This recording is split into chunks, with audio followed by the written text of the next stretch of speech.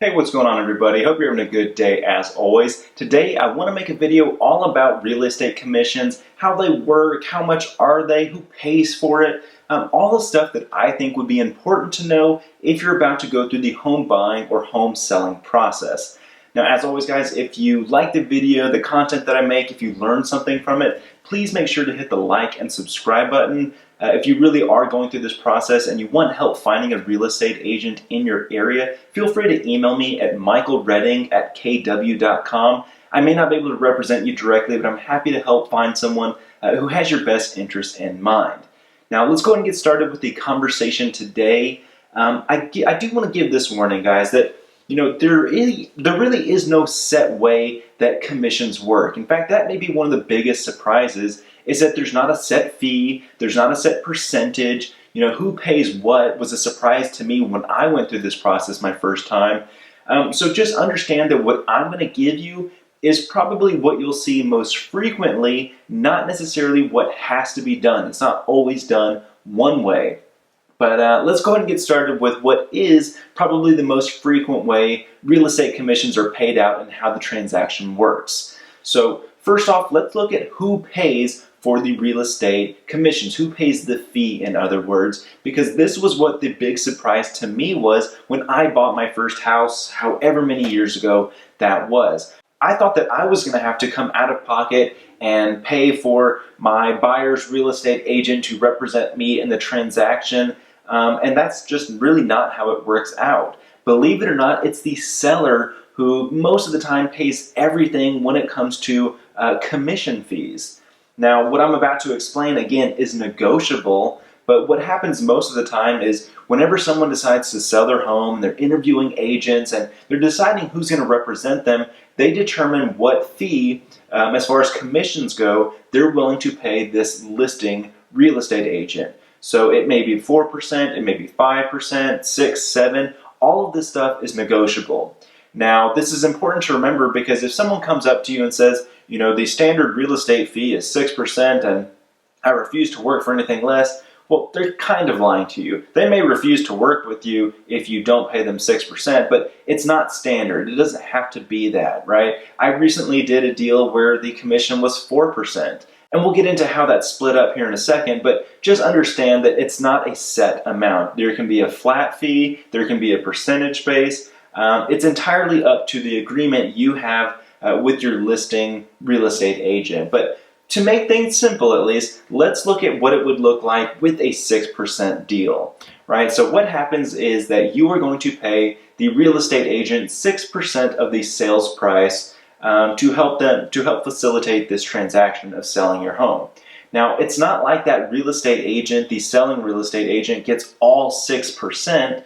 What happens is that they agree with the buying agent to share that commission. So if it's going to be what happens most of the time, which is they split it down the middle, that means that the buying real estate agent gets 3%, the listing agent gets 3% as well, but that entire 6% is paid by the seller. It comes through the sales price of the house. So it's important to remember this when you're having the conversation with your listing agent and you bring up the listing commission, whether it's 4, 5, 6, 7%, understand that not all of that goes to that one person.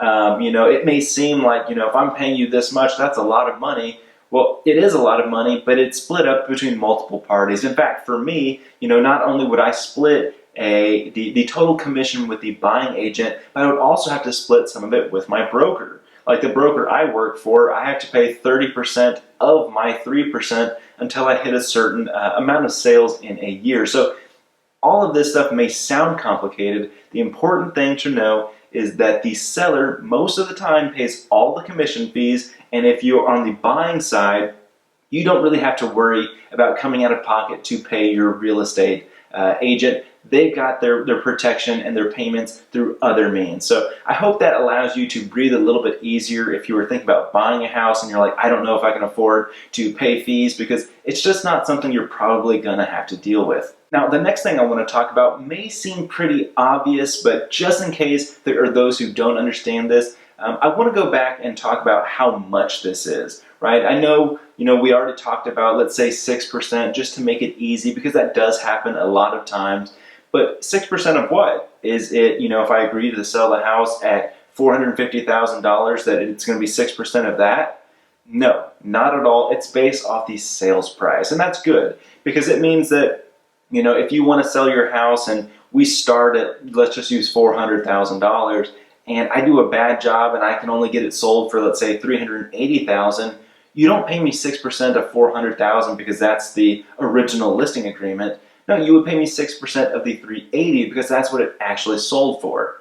Now, hopefully, you actually want to pay your agent even more, because if you're paying them more, it means that it sold for more than what you thought. So, likewise, if it sold for $420,000, you would be paying 6% of the $420,000. And this may be obvious as well, but if it does sell for $420,000 and the listing agent's commission is a little bit bigger than they originally thought, that also means that the buyer's real estate agent is going to be paid 3% of that 6% that's based on $420,000. So I hope that makes sense, and if it doesn't, please leave me a comment and I will do my best to explain that. But that's how it works. It's 6% of the sales price, not the original listing agreement. All right, next what I want to go ahead and talk about is how they're paid, because this was, again, another surprise for me when I did this the first time.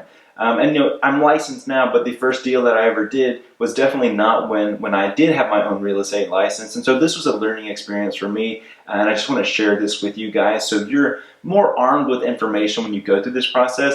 But you more than likely are not going to be writing a check to your real estate agent for services to sell their house and that commission agreement. You're probably not going to be paying them directly. It's definitely not due up front. All of this stuff happens at the very, very end, and it's pretty much handled by the title company, and I should say the broker as well. But what happens is on that final day when you're closing on the transaction, you're buying a house and you're signing and you're getting keys, or you're signing and you're selling your house and you're giving away keys. Once all of that stuff is done, that very, very last day, the title company or the broker is going to be the one paying the real estate agent. So you really don't have to worry about filling things and doing the stuff yourself, right? There's going to be plenty of other stuff that you have to sign and take care of and schedule, but this is not one of those things. It really is no burden for you to actually get these people paid.